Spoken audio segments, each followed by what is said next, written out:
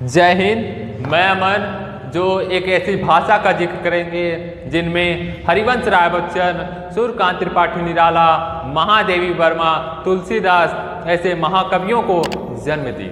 जी हाँ, हम ऐसी भाषा का जिक्र करेंगे जिसमें हमने पहली बार हंसना सीखा था। जी हाँ, हम ऐसी भाषा का जिक्र करेंगे जिसमें हमने पहली बार माँ कहना सीखा था।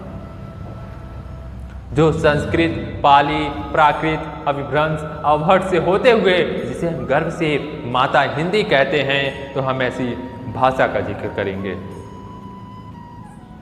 कहते हैं कि जिसने सबके मन को जीत लिया ऐसी मनमोहनी भाषा हिंदी है। कि जिसने सबके मन को जीत लिया ऐसी मनमोहनी भाषा हिंदी है। सरल शब्दों में कहा जाए तो जीवन की परिभाषा हिंदी है। जीवन की परिभाषा हिंदी है। हिंदी शब्द फारसी शब्द हिंद से बना। अब आप लोगों के दिलो दिमाग में ये सवाल पैदा होता है कि हिंदी हिंद से कैसे बना। तो जो सिंधु नदी थी उसके इस पार के जो क्षेत्र था उसे विदेशियों द्वारा सिंध क्षेत्र कहा गया और सिंध से बना हिंद। और उस क्षेत्र में जो लोग जिस भाषा का प्रयोग करते थे उसी को हिंदी भाषा कहा गया। 14 सितंबर 1949 को संविधान द्वारा देवनागरी में लिखी गई इस हिंदी को राजभाषा के रूप में अपनाया गया था। 14 सितंबर 1953 को पहली बार हिंदी दिवस मनाया गया था। इसका उद्देश्य लोगों को अंदर हिंदी भाषा के प्रति जागरूक करना था, हिंदी भाषा को बढ़ावा देना था। कहते हैं हिंदी से हिंदुस्तान है, कि हिंदी से हिंदुस्तान है तभी तो देश महान है। निज भाषा की उन्नति के लिए, कि निज भाषा के उन्नति के लिए अपना सब कुछ कुर्बान है, अपना सब कुछ कुर्बान है। 14 सितंबर के दिन विभिन्न मंत्रालयों एवं विभागों द्वारा राजभाषा हिंदी को बढ़ावा देने के लिए पखवाड़ा दिवस का भी आयोजन किया जाता है।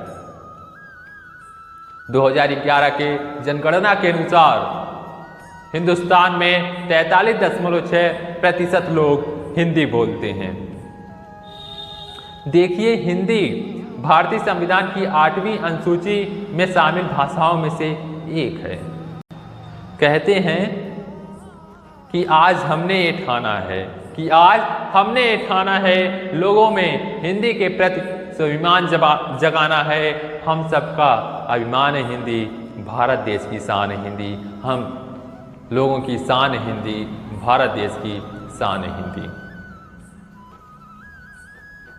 आइए इस हिंदी को संविधान के लफ्जों में, संविधान के शब्दों में जानते हैं।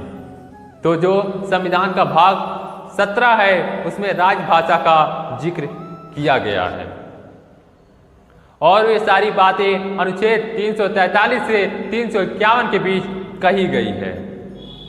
343 में कहा गया है कि संघ की राजभाषा हिंदी और लिपि देवनागरी होगी।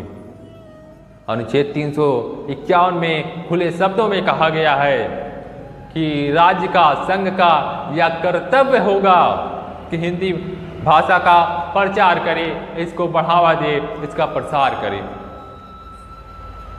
देखिए, ये सारी बात मैं नहीं बल्कि संविधान के अनुच्छेद कहता है। कहते हैं कि सम्मान जो खोया है हमने, कि सम्मान जो खोया हमने उसे वापस लौटाना है, कि सम्मान जो खोया हमने उसे वापस लौटाना है। अस्तित्व ना खो दे ये अपनी, कि अस्तित्व ना खो दे ये अपनी।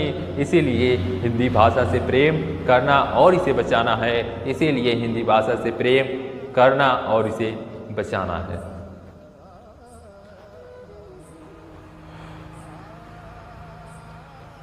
तो हमें हिंदी साहित्य से प्रेम होना चाहिए।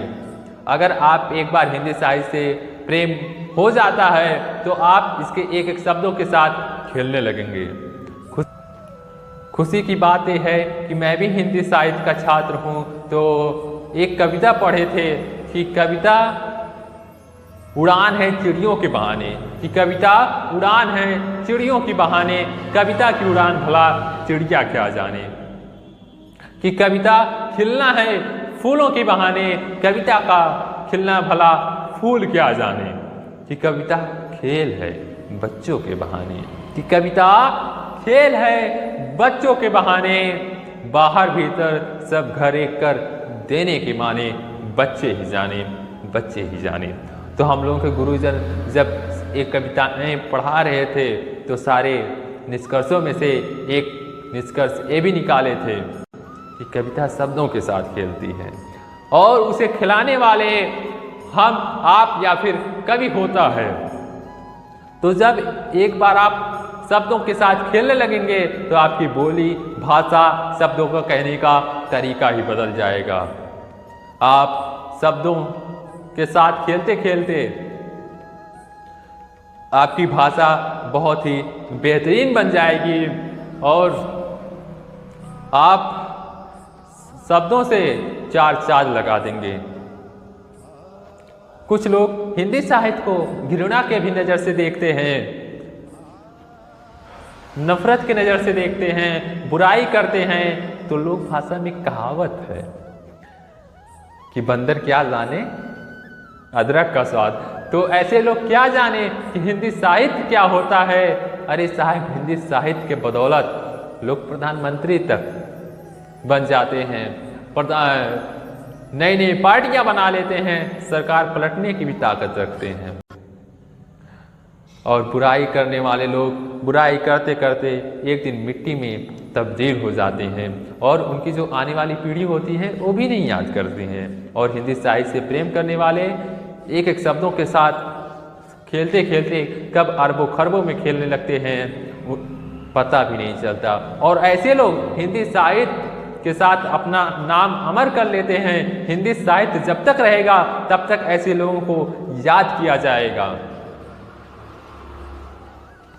तो ज़्यादा शब्दों का सहारा ना लेकर बस इतना ही कहना चाहता हूँ कि हम सब मिलकर दें सम्मान, कि हम सब मिलकर दें सम्मान, निज भाषा पर करें अभिमान, कि निज भाषा पर करें अभिमान, हिंदुस्तान की मस्तक की बिंदी, कि हिंदुस्तान की मस्तक की बिंदी, जन जन की आत्मा बने हिंदी, जन जन की आत्मा बने हिंदी। इन्हीं आशा और विश्वासों के साथ अपनी वाणी को विराम देते हैं। बहुत बहुत धन्यवाद। जय साहित्य, जय हिंदुस्तान, जय हिंदी साहित्य।